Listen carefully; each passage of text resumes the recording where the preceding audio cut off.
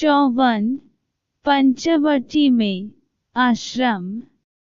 पंचवटी में आश्रम। पंचवटी की ओर जाते समय मार्ग में राम, सीता और लक्ष्मण की दृष्टि एक विशालकाय गिद्ध पर पड़ी। लक्ष्मण ने उसे कोई राक्षस समझा और उसका परिचय पाने के उद्देश्य से उससे पूछा, तुम कौन हो? इस प्रश्न के उत्तर में उसने मधुर वाणी में कहा, तात, मैं आपके पिता का मित्र हूँ। मैं गिद्ध जाति के यशस्वी व्यक्ति अरुण का पुत्र हूँ और मेरा नाम जटायु है। कृपा करके आप मुझे अपने साथ रहने की अनुमति दें, ताकि आपके साथ रहकर मैं सेवक की भांति आपकी सेवा कर सकूं। इस प्रकार से अनुमति प्राप्त कर वह राम और लक्ष्मण के साथ चलने लगा। पंचवटी पहुंचने पर राम ने लक्ष्मण से कहा, सौम्य, महर्षि अगस्त्य ने हमें जिस स्थान का परिचय दिया था वहां हम पहुंच चुके हैं। यही पंचवटी प्रदेश है। सामने गोदावरी नदी भी प्रवाहित हो रही है। अतः तुम किसी जलाशय के निकट रमणीय दृश्य वाले योग्य स्थान का चयन करके उस पर आश्रम बनने की तैयारी करो।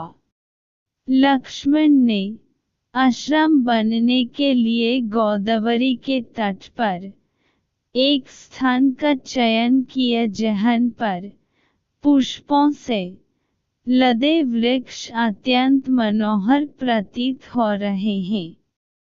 वह स्थान चारों तरफ से पुष्पों, गुल्मों तथा लतावल्लरियों से युक्त साल, ताल, तमल, खजूर, कटहल, जलकदम्ब, तिनिश, पुन्नाग, आम, अशोक, तिलक, केवड़ा, चंपा, स्यांदन, चंदन, कदम्ब, पर्णस, लकुचधव, अश्वकर्ण, खेरशमी, पलाश आदि वृक्षों से घिरा हुआ था। निकट ही गोदावरी नदी प्रवाहित हो रही थी, जिसमें हंस और करंडव आदि पक्षी विचर रहे थे। चकवे उसकी शोभा बढ़ते थे और पानी पीने के लिए आए हुए मृगों के झुंड उसके तट पर छाए रहते थे। लक्ष्मण ने वहां पर लकड़ियों तथा घास फूसों की सहायता से शीघ्रतापूर्वक एक कुटिया का निर्माण कर लिया। फिर उसी कुटिया के निकट उन्होंने सुंदर लता पल्लवों की सहायता से एक और कुटिया का निर्माण किया और उसमें सुंदर स्तंभों से युक्त यज्ञवेदी बनाई।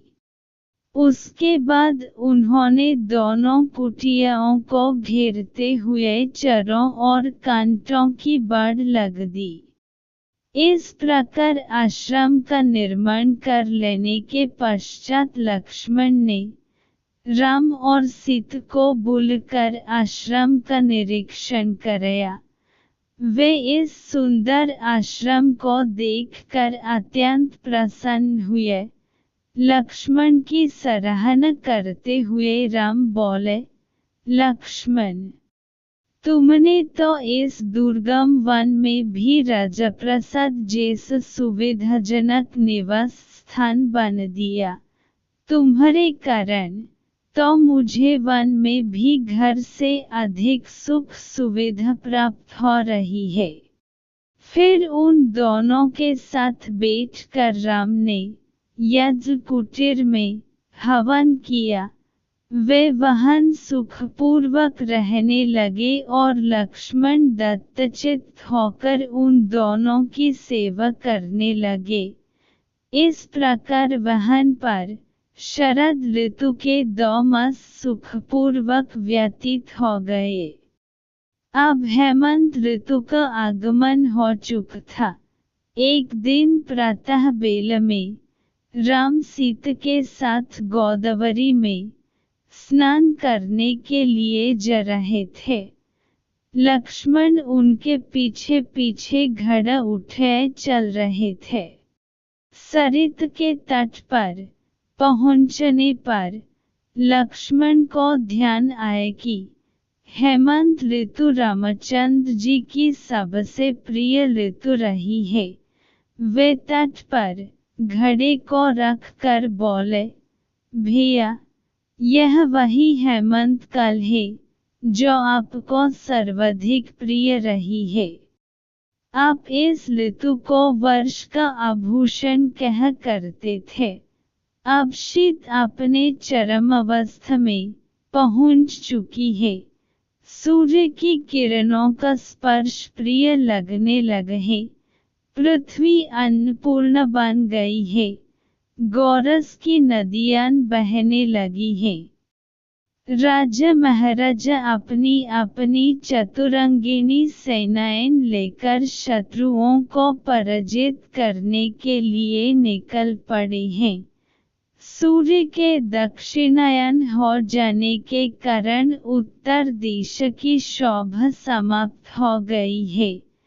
अग्नि की ऊष्मा प्रिय लगने लगा है। रात्रियां हिम जैसी शीतल हो गई हैं। जौ और गेहूं से भरे खेतों में ओस के बिंदु मोतियों की भांति चमक रहे हैं। ओस के जल से भीगी हुई रेत पैरों को घायल कर रही है। उधर भैया भरत अयोध्या में रहते हुए भी वनवासी का जीवन व्यतीत करते हुए शीतल भूमि पर शयन करते होंगे। वे भी सब प्रकार के ऐश्वर्यों को त्याग कर आपकी भांति त्याग एवं कष्ट का जीवन व्यतीत कर रहे होंगे। हे तात, विद्वजन कहते हैं कि मनुष्य का स्वभाव उसकी मत के अनुकूल होता है, पिता के नहीं। किंतु भरत ने इस कथन को मिथ्या सिद्ध कर दिया है। उनका स्वभाव अपनी मत के क्रूर स्वभाव जैसा कदापि नहीं है। हमारे और संपूर्ण देश के दुख का कारण वास्तव में उनकी माता का क्रूर स्वभाव ही है। लक्ष्मण के कैकेयी के लिए निंदा भरे अंतिम वाक्यों को सुनकर राम बोले, लक्ष्मण, इस प्रकार तुम्हें माता कैकेयी की निंदा नहीं करना चाहिए। वनवास में हमने तपस धर्म ग्रहण किया है और तपस्वी के लिए किसी की निंदा करना या सुनना दोनों ही पाप है। कैकेयी जैसी भरत की मात है, वैसी ही हमारी भी मात है। हमें भरत के द्वारा चित्रकूट में आकर कहे हुए विनम्र, मधुर एवं स्नेहयुक्त वचनों को ही स्मरण रखना चाहिए। मैं तो हम चारों भाइयों के पुनः प्रेमपूर्वक मिलन वाले दिन की व्यग्रता से प्रतीक्षा कर रहा हूँ। इस प्रकार भरत के वियोग में व्याकुल राम सीता और लक्ष्मण के साथ गोदावरी के शीतल जल में स्नान करके अपने आश्रम वापस आए।